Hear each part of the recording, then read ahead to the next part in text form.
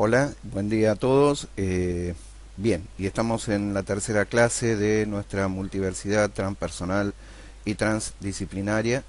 Y bueno, hoy vamos a empezar a trabajar un poco con algunas de las distintas teorías, en el sentido de que hasta ahora venimos hablando del contexto por ahí de lo transpersonal, en el sentido de cuál es la finalidad de lo transpersonal, qué abarca estas cuestiones de lo pre y lo trans, la diferenciación entre los distintos aspectos de la teoría transpersonal, y hemos mencionado y también leído y consultado algunos de esos autores.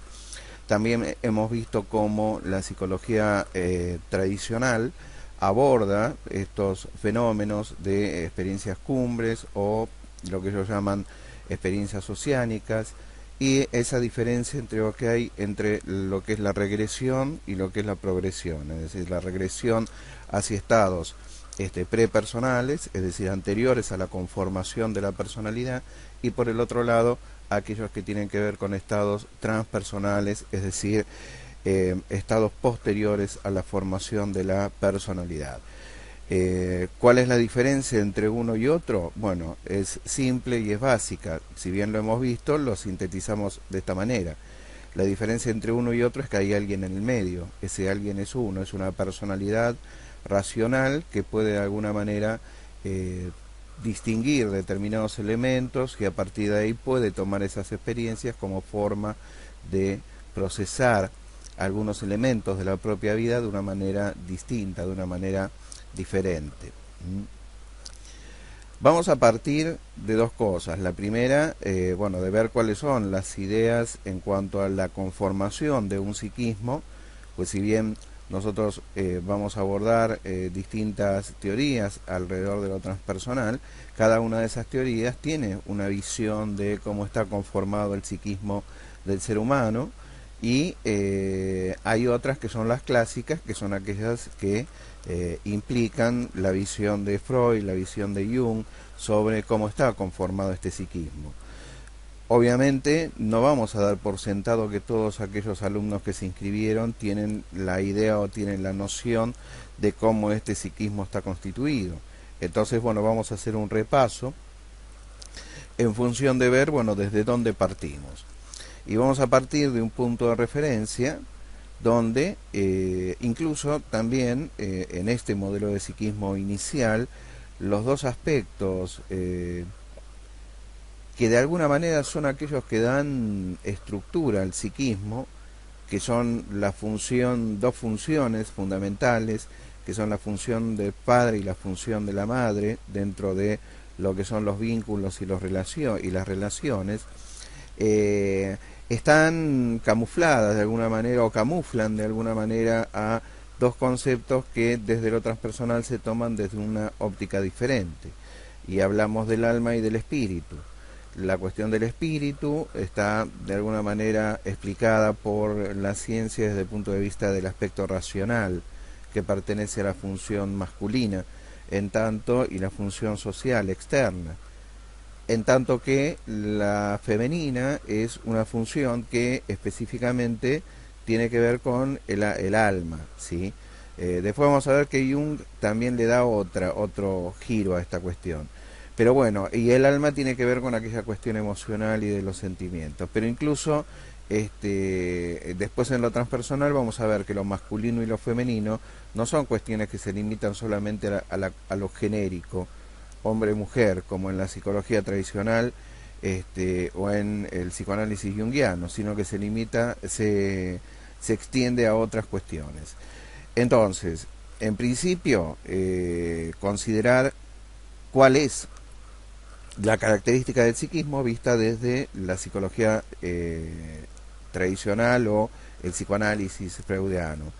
Él define la concepción del psiquismo precisamente a través de distintas etapas, que son esas etapas que a él le son necesarias para ir elaborando la teoría. Es decir, no solamente ir descubriendo aquellos elementos que van a componer ese psiquismo, como el inconsciente, y no porque lo haya descubierto o haya sido el primero que lo menciona, sino que de alguna manera fue quien descubrió sus funciones sobre la vida anímica o la vida consciente del individuo, mostrando que de alguna manera este psiquismo se impone, este inconsciente se impone sobre la conciencia. Pero aparte de esto, eh, la concepción freudiana tiene que marca por primera vez espacios o lugares, ¿sí? Lugares que darían conformación a ese aparato psíquico y a lo cual se llama o se denomina tópicas, ¿sí? Las tópicas freudianas que implican los lugares en los cuales se encontrarían las distintas funciones o se irían conformando las distintas funciones del psiquismo. Es así que en este proceso de elaboración de la teoría freudiana hay dos momentos en los cuales se marca en principio lo que sería la primera tópica y en segundo lugar la segunda tópica. En la primera tópica él define tres lugares fundamentales que se van conformando y se van desarrollando en la estructura psíquica. Hablamos de lo que es la conformación de la conciencia, hablamos también de la conformación de lo preconsciente y hablamos de lo existente, que es lo inconsciente. En realidad, cuando nosotros decimos la formación de estas dos instancias, es porque uno nace pleno de inconsciencia. Es decir, uno nace con todo el inconsciente abierto, con aquello que desconocemos. Y en el contacto con la realidad, es decir, cuando hablamos de realidad en este aspecto, decimos, bueno, el contacto con el otro, con el espacio, con el otro que es la madre, con el otro que es el padre, con el otro que es la familia, primero el seno materno, después el conjunto de la madre y después los otros personajes que van apareciendo en la historia de uno. Esto sería el contacto con aquellos aspectos que son sociales, ¿sí? Cuando decimos aspectos que son sociales, decimos que hasta ese momento el ser no es consciente de su propia existencia. El ser no es consciente de que él es uno, de que él es una persona, de que él, porque todavía no existe precisamente esa persona. ¿Qué es lo que hay en ese momento? ¿Qué es lo que percibe en ese momento? Al menos desde la psicología tradicional no hay una respuesta. De hecho, Lacan va a venir a decir que ese ser que viene al mundo es un ser mítico, y mítico en el sentido de que podríamos teóricamente suponer un montón de cosas, pero definitivamente no lo sabemos. Después vamos a plantear que esto no es tan así como lo planteaba Lacan, obviamente desde otro lugar, desde otra instancia. Entonces, uno llega pleno de inconsciente y uno tiene percepción solamente de una unidad con otros, ¿sí? En principio la unidad con la madre, con el cuerpo de la madre. Por eso Freud posteriormente va a decir que cualquier situación en la cual uno se sienta pleno y parte del todo va a implicar una situación regresiva o infantil a esa instancia en la cual uno todavía es uno con su madre. Uno con su madre por distintos motivos. En principio porque no hay conciencia de sí. Uno no es consciente, la conciencia todavía no existe. En segundo lugar, porque aquellas sensaciones que se tienen, aquello que se percibe desde los sentidos, porque en definitiva, en esa primera instancia, casi todos los sentidos funcionan, algunos todavía no, por ejemplo el de la vista no termina de funcionar bien, percibimos el mundo a través de los sentidos y venimos percibiéndolo en un conjunto dentro del útero y en contacto con la placenta. Y en el momento del nacimiento, este contacto lo abandonamos. Sin embargo, seguimos sin tener conciencia de que somos un individuo. Esto se va a lograr a través de una serie de procesos que se van dando en el psiquismo de la persona y que implican también, digamos, la conformación de ese psiquismo.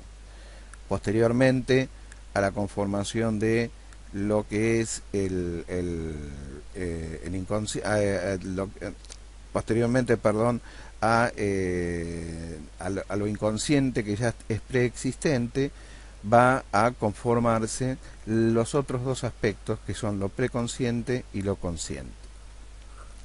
Freud decía que en cierta forma la conciencia o la conformación de la conciencia del yo que ocurre y se va dando durante los 3 primeros años de vida es como la formación de un callo en el inconsciente, ¿sí?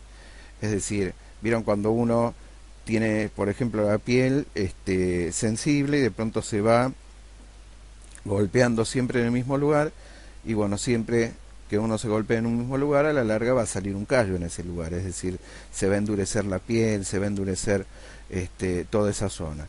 En ese sentido,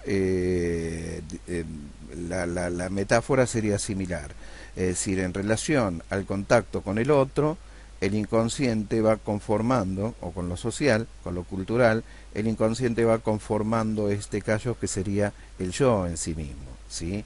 Es decir, un punto en el cual se registra todo lo que ocurre en el mundo y desde dónde se registra todo lo que ocurre en el mundo, que va a llegar a ser en un momento determinado cuando se genere esa conciencia de sí, que es alrededor de los 3 años, cuando uno se toma conciencia de que es un ser independiente del otro, entonces ahí se conforma el yo. Entonces tenemos, por un lado el inconsciente, por otro lado el yo, y por otro lado en el medio el preconsciente.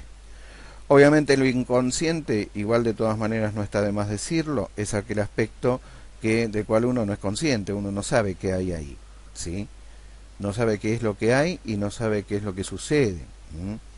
Tiene sus características, tiene características específicas que se van determinando precisamente a través del desarrollo del psicoanálisis, que está manejado por lo simbólico, también el hecho de que el inconsciente es atemporal, el inconsciente no tiene lenguaje, por eso utiliza símbolos, después queda atravesado por el lenguaje, pero en primera instancia no tiene lenguaje, no tiene sexo, es decir, el inconsciente es algo, digamos, que no tiene definiciones.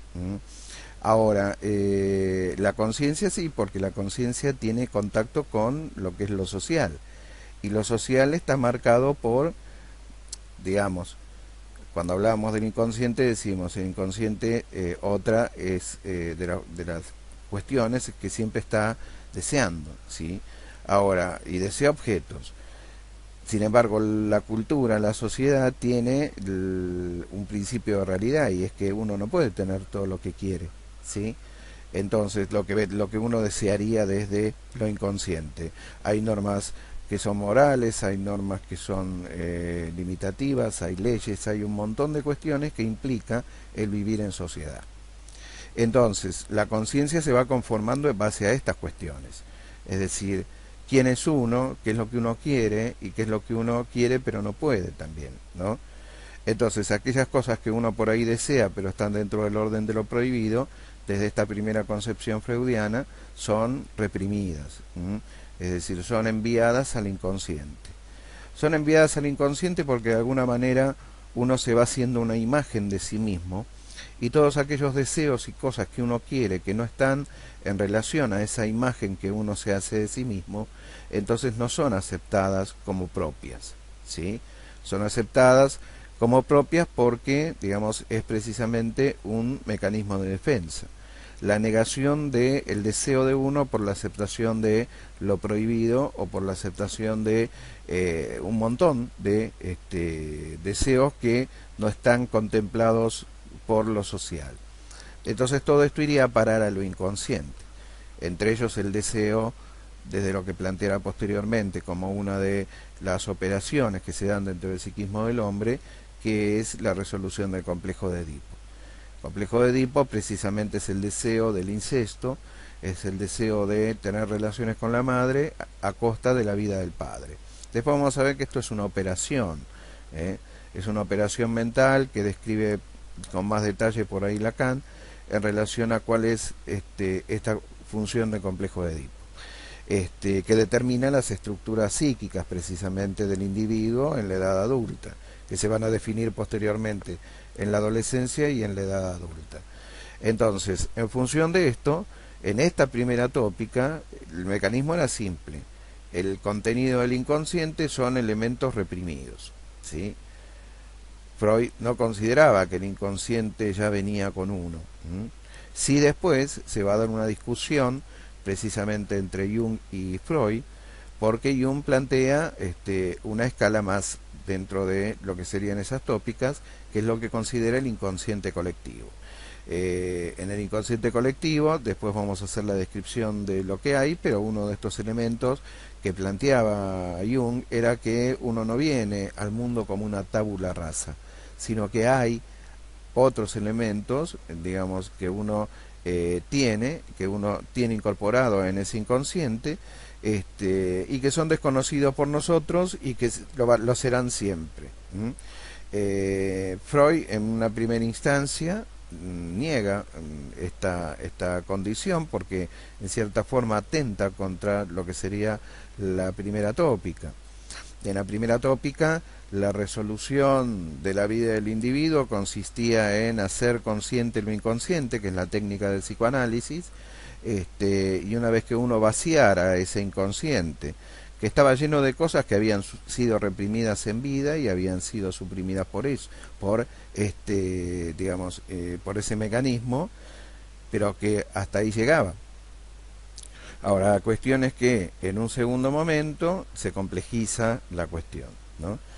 Y esta complejización de la cuestión precisamente da lugar a la creación de una segunda tópica, donde Freud, si bien no menciona la palabra inconsciente colectivo, sí define que hay un lugar, es decir, un tópico, dentro de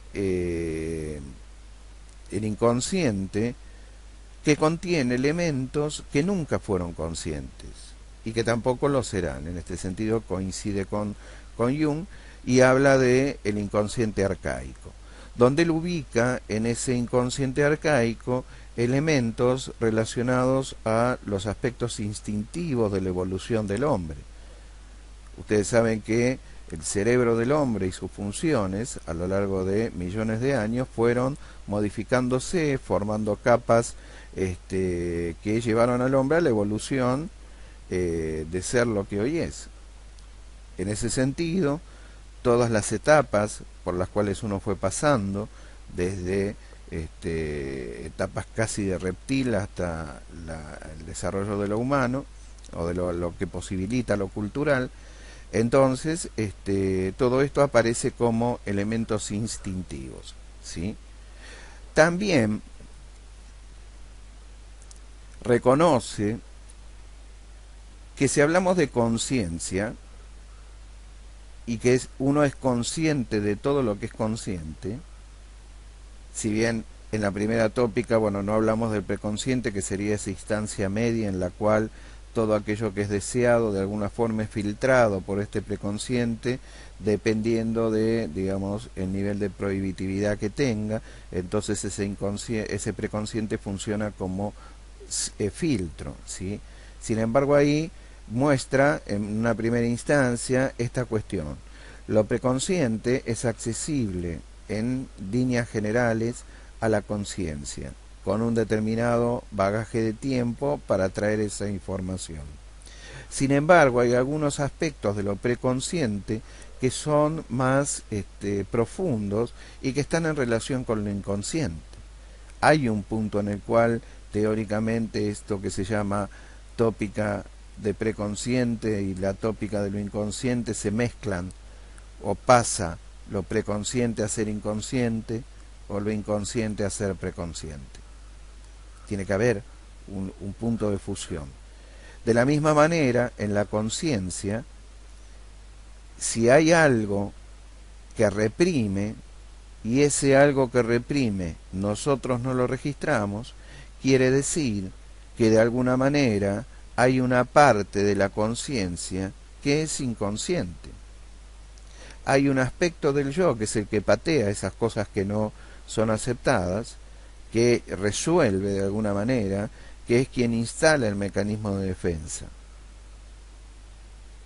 Alrededor del yo funcionan estos mecanismos ya desde el momento del nacimiento. Esto después lo vamos a ver con un poco más claridad por ahí desde el modelo kleiniano, que los mecanismos de defensa se instalan como forma precisamente de defensa del yo, ¿sí?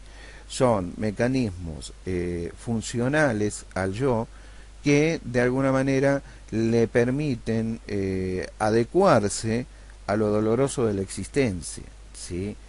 Le permiten adecuarse a todas aquellas cosas que son frustrantes, le permiten adecuarse a un montón de situaciones. Hay variados mecanismos de defensa, desde los primeros que se conforman, que son la proyección y la introyección de objetos, y por el otro lado también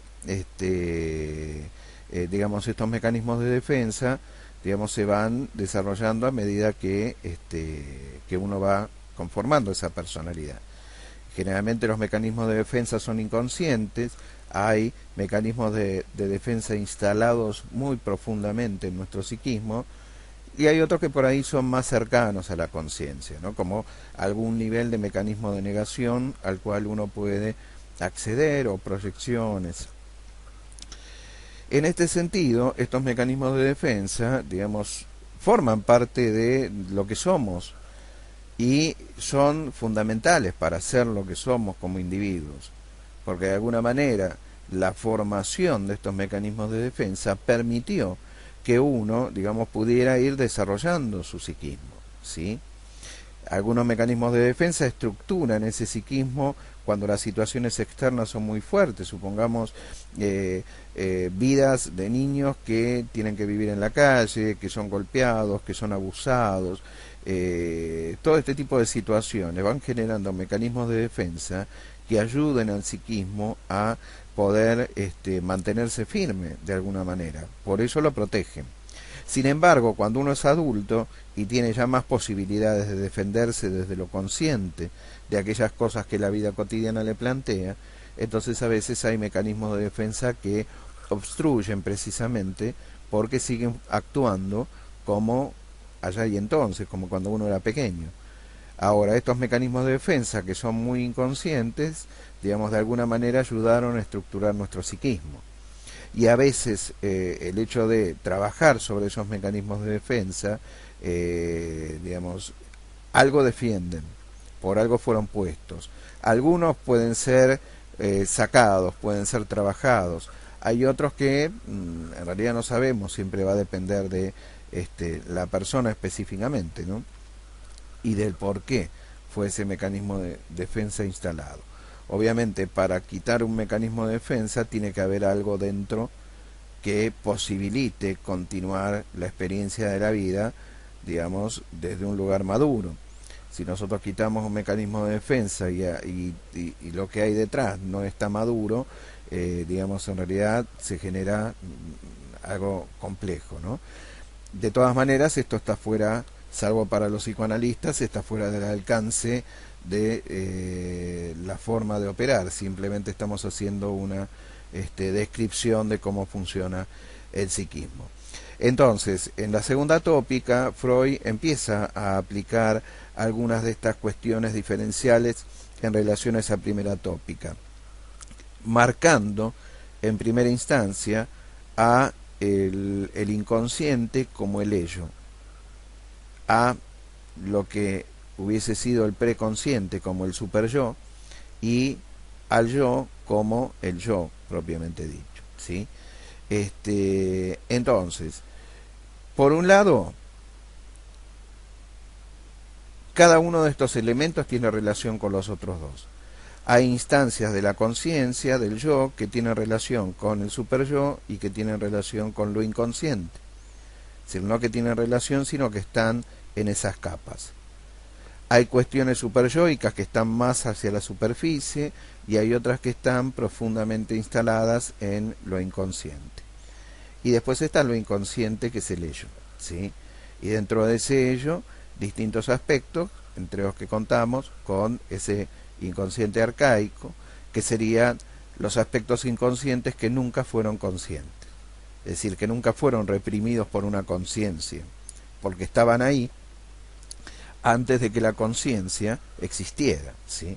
Por eso también como no podemos definir cuáles son todos los contenidos que están en que están en el inconsciente antes de que la conciencia exista, entonces tampoco podemos, digamos, limitar lo que es el hombre o lo que es el psiquismo del hombre, a la inexistencia de nada, digamos, antes del nacimiento. Es decir, o que todo esté limitado y regido por el mundo de la palabra, y que no solamente aquello que se desarrolla a través de la palabra.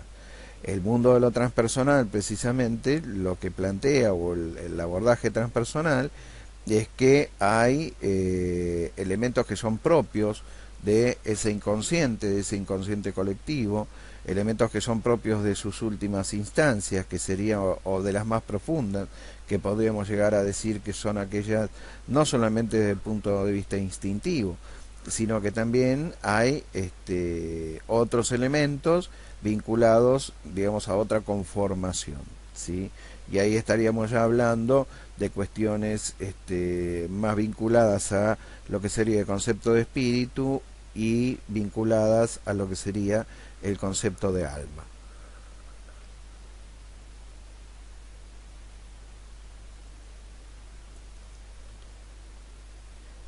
Entonces dijimos que hay aspectos de en esta segunda tópica relacionadas al yo, que implican un aspecto, una parte de ese yo que es defensiva, ¿sí? Entonces, desde este punto de vista, si nosotros planteamos estas dos tópicas, planteamos lo que Freud supone que es el psiquismo y su desarrollo, ¿sí? Después, todos los elementos propios del desarrollo de la enfermedad, del desarrollo del psiquismo, y todos aquellos que componen específicamente lo que es el psicoanálisis, o los descubrimientos que hace el psicoanálisis. Sin embargo, hasta ahora, a lo que nosotros nos interesa es cuál es la visión de Freud en relación a cómo está conformado ese psiquismo, ¿sí? Después, por eso también hay que hacer la salvedad entre aquello que plantea Freud como definición del psiquismo y como base del psicoanálisis en función de sus dos tópicas, y posteriormente la revisión que va a hacer Lacan al hacer una lectura distinta de esta cuestión de las tópicas. Ya no toma las tópicas, sino que lo que hace es plantear al psiquismo en tres registros. Esos registros son lo real, lo simbólico y lo imaginario. Y va a haber instancias de la vida de una persona en lo psíquico que se van a dar o en lo real, o en lo simbólico, o en lo imaginario, ¿sí? Pero, digamos, esta cuestión, sin dejar de suponer o plantear cuestiones de la conciencia, de lo inconsciente, pero le va a dar un montón de modificaciones a estas cuestiones tópicas. En realidad, si bien Lacan dice que él hace vuelve a Freud, o una vuelta a Freud, yo creo que lo destroza, en el sentido de que plantea a partir de Freud algo totalmente distinto, totalmente diferente, que es propiamente lacaniano, y que me parece que es un tanto más imbrincado. Desde este punto de vista, estamos hablando de una disciplina que se va más hacia el punto de esto que hablábamos la vez pasada, la racionalidad extrema. El estructuralismo es la búsqueda de la estructura última, no deja de ser una búsqueda, si se quiere, religiosa. Por eso decimos la búsqueda de la verdad fue reemplazada de la descripción de la verdad que daba la religión antes del Renacimiento, a la búsqueda de la verdad y la apropiación de esta supuesta verdad por parte de la ciencia, a partir de la razón. Y la razón como fundamento elemental de lo que es el desarrollo científico, que obviamente sí ha permitido un enorme desarrollo hasta llegar a aquello que hoy es esta civilización. Pero también no solamente llegar a lo que es esta civilización, sino también a dejar a esta civilización en las condiciones en las que se encuentra ahora, en las cuales prácticamente podríamos decir que no sé si falta mucho para una tercera guerra mundial, en el sentido de las agresiones, en el sentido de la exclusión, en el sentido de las funciones irracionales que pone en juego el hombre, pero que están justificadas por la razón.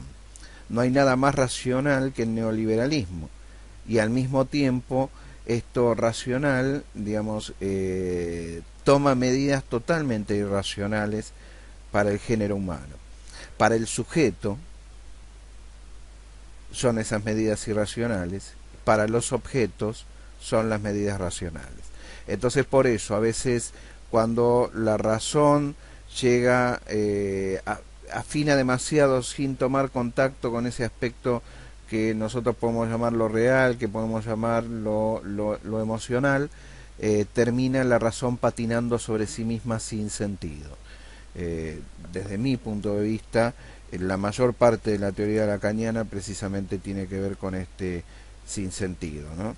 ¿Qué es lo que él plantea en definitiva? Es decir, la existencia del hombre no tiene un sentido, el sentido uno tiene que reconocer en primera instancia. Esta ausencia de sentido de lo que es la vida no tiene sentido en ninguna naturaleza, no hay respuesta para nada, sin embargo a partir de ahí poder crear un sentido propio, que esto también es una cosa interesante, ¿sí?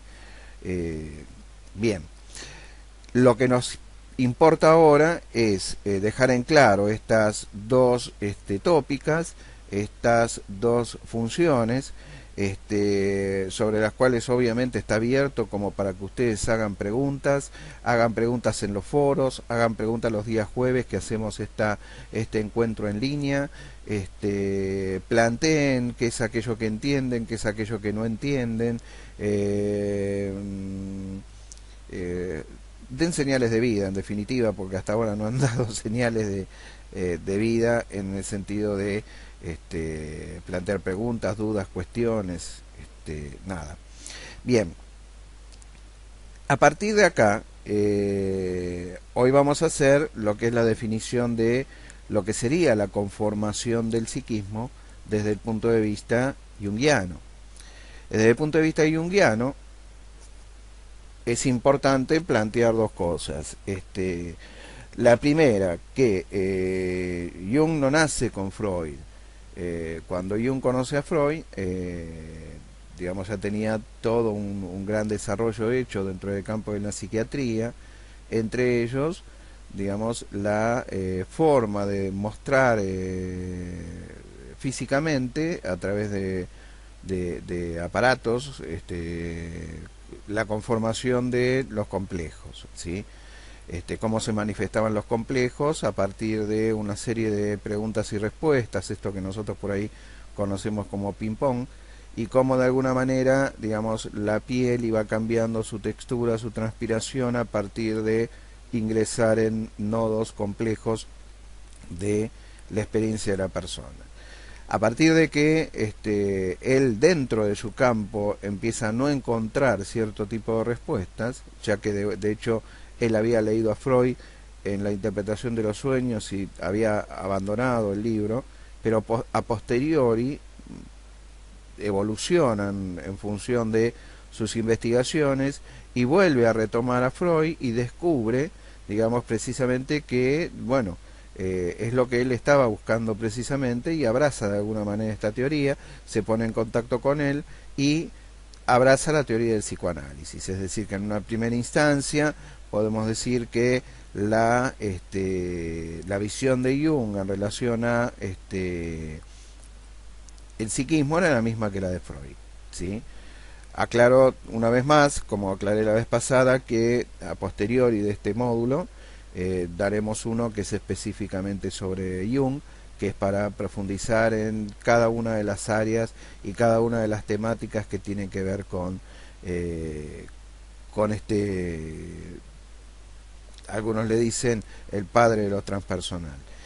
Entonces, en esa primera instancia tenemos esa igualdad. Sin embargo, después Jung empieza a considerar que había determinado tipo de respuestas que, si bien no las tenía en psicoanálisis, se encontraban en otros lugares, ¿sí?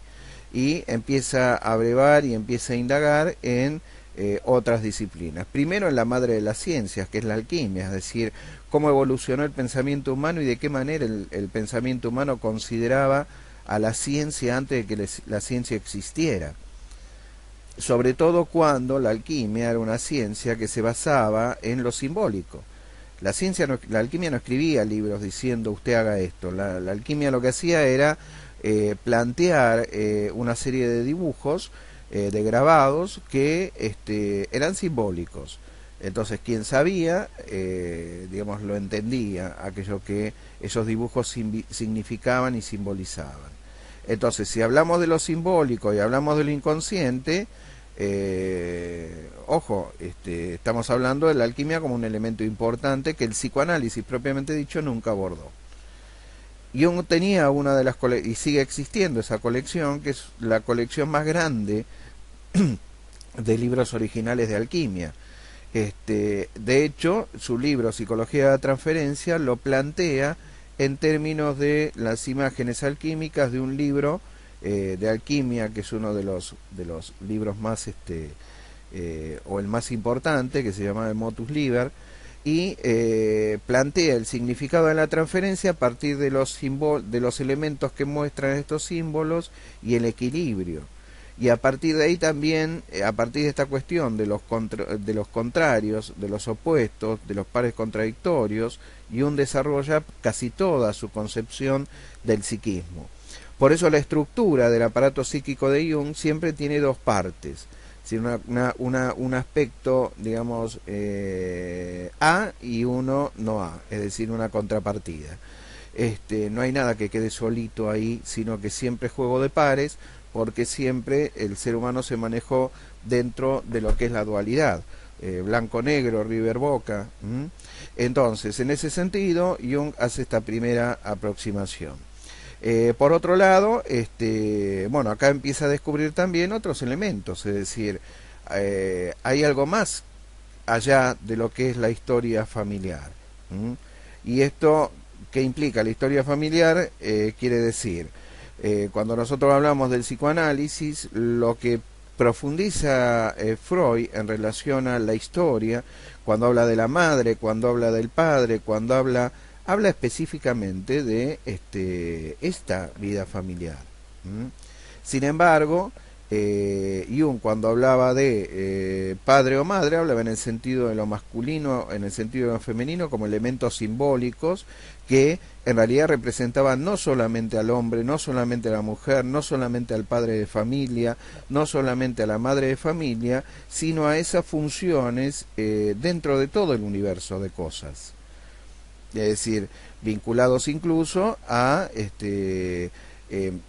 disciplinas o no disciplinas, sino incluido las religiones, donde aparecen fuertemente estos símbolos y estos significados, porque convengamos que las primeras estructuras sociales a través de las cuales se organiza el individuo, el ser humano, es a través de las estructuras de la magia y de las religiones.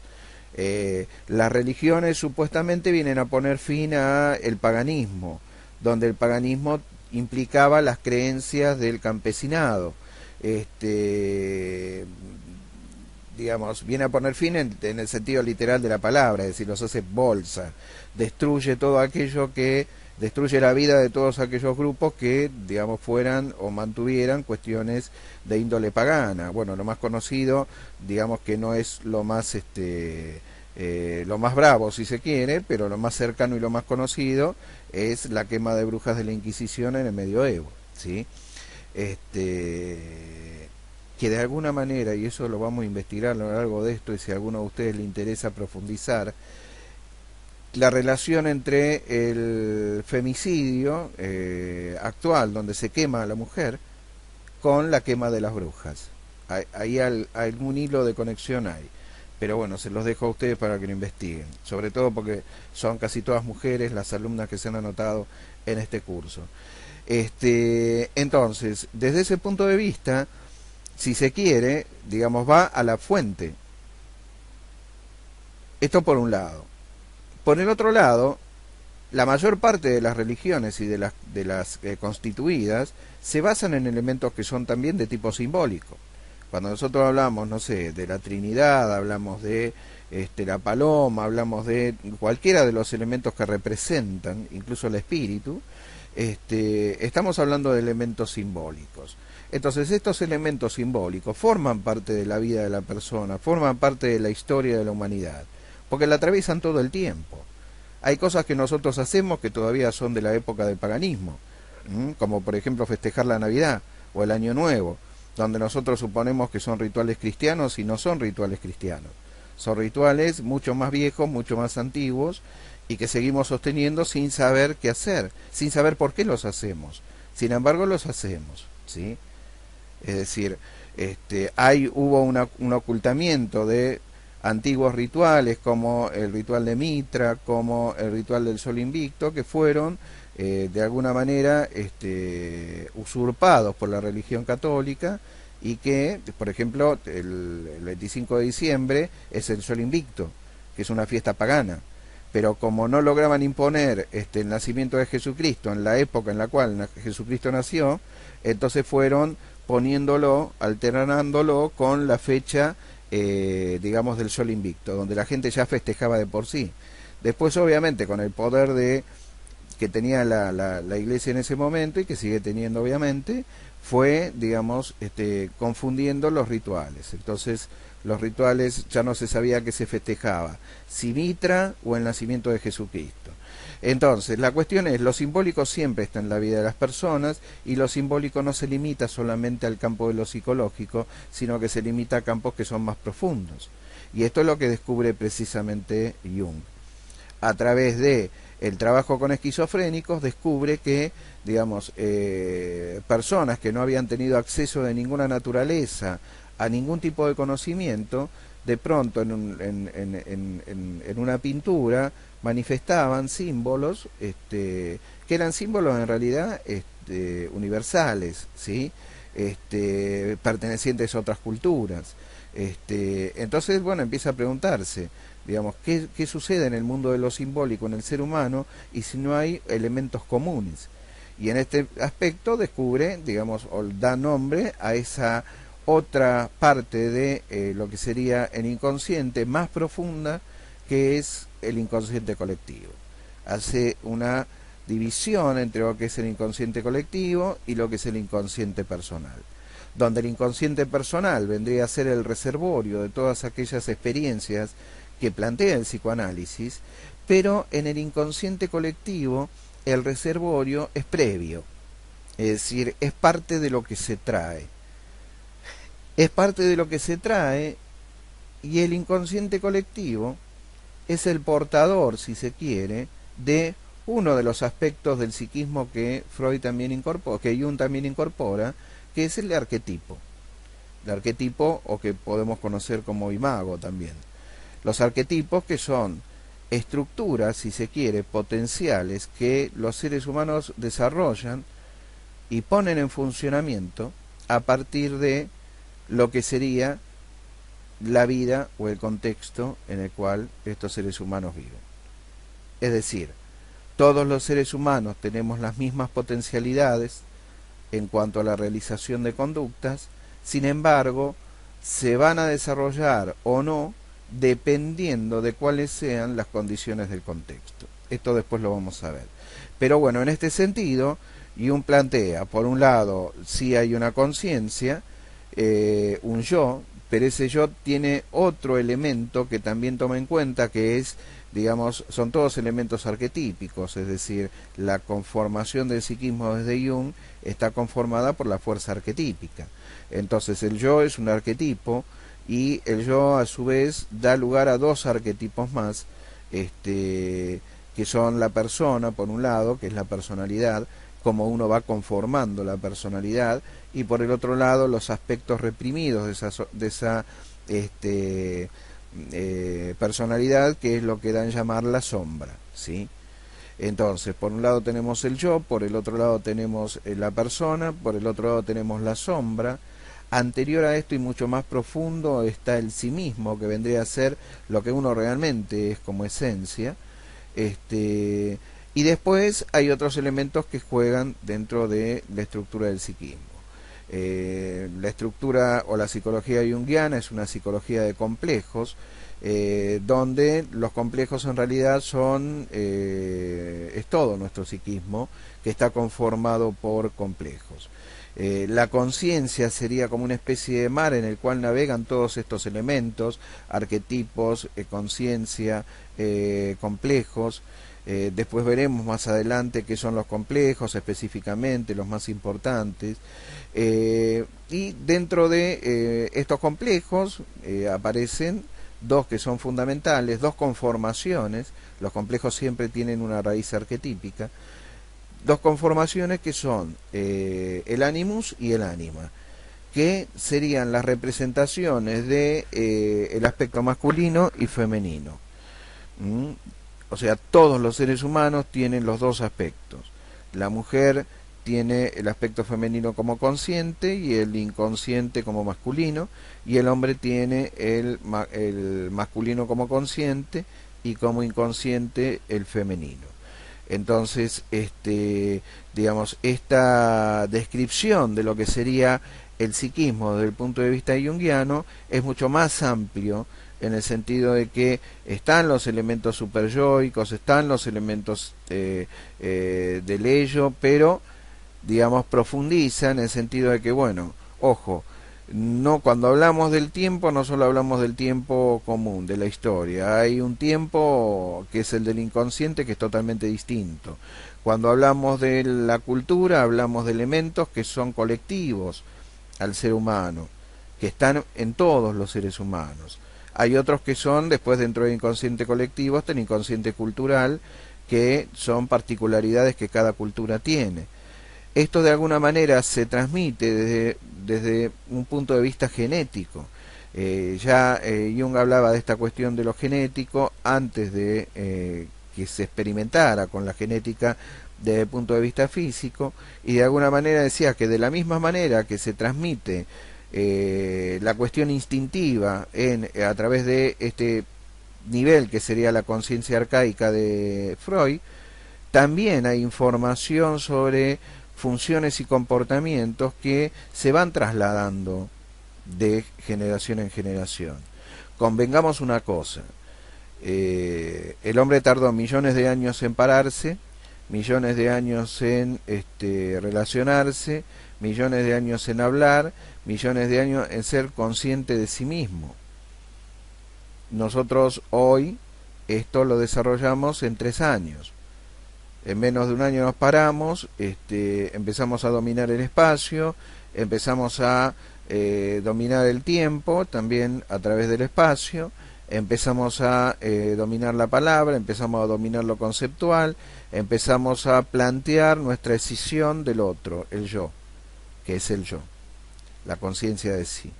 O sea que cualquier niño en 3 años atraviesa millones de años de evolución de la especie. Entonces, esta información de alguna manera en algún lugar está. Bueno, y hoy la genética podría, digamos, si bien el genoma humano está completo, no necesariamente se conocen todos los aspectos del genoma humano. Pero bueno, el planteo de el desarrollo desde el punto de vista de los genes, digamos, implican también esta cuestión de lo cultural. Después hablaremos, llegado el momento, de Jung desde este punto de vista, cuando veamos específicamente el módulo de Jung. ¿En qué nos vamos a diferenciar cuando hablamos de lo transpersonal desde el punto de vista de los teóricos propiamente dichos transpersonales en relación a estas dos ópticas que son las bases de la psicología moderna o posmoderna, si se quiere?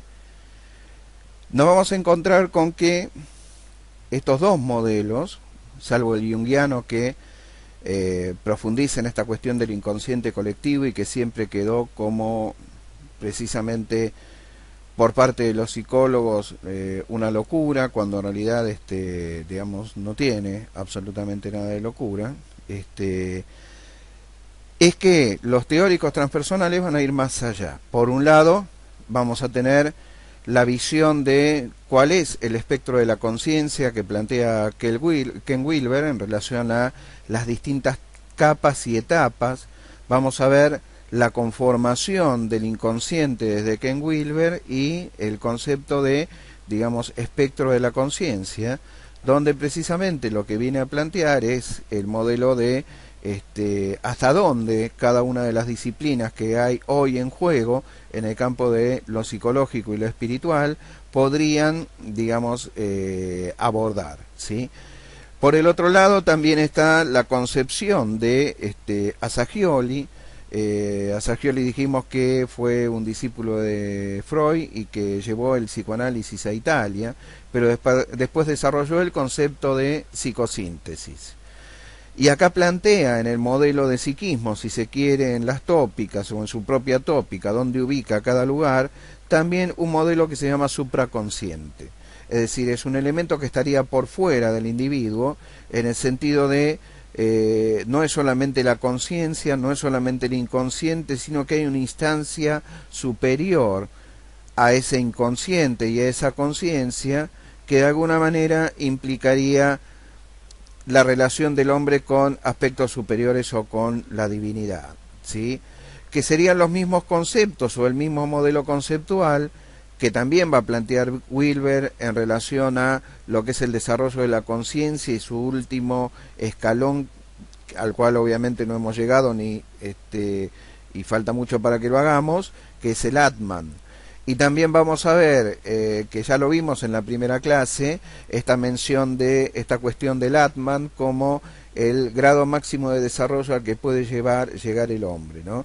En cierta forma, Hegel, si se quiere, planteó, obviamente desde otro lugar, o fue leído desde otro lugar, pero bueno, ¿quién puede decir cuál fue el sentido que le dio Hegel a esa frase, a ese concepto de que Dios se construía a sí mismo a través de la existencia nuestra? Es decir, de que en realidad la existencia de tal Dios no es real y somos nosotros esos dioses que también planteaba la Biblia en algún momento, que decía sois dioses y lo habéis olvidado. El hinduismo plantea como etapas evolutivas esta conciencia átmica que sería, digamos, ese núcleo de conciencia divina. Y cuando hablamos de divina no hablamos específicamente de un dios antropomórfico, no, hablamos de aquello de lo cual salimos, ¿sí? Convengamos en que nosotros salimos como somos producto del Big Bang, si lo vemos desde el punto de vista teórico de la ciencia, somos producto del Big Bang, de esa gran explosión que hubo, y nada se perdió, todo se transformó. Esta es una ley de la física. Nada se pierde, todo se transforma. Entonces nosotros algo de esa explosión inicial tenemos.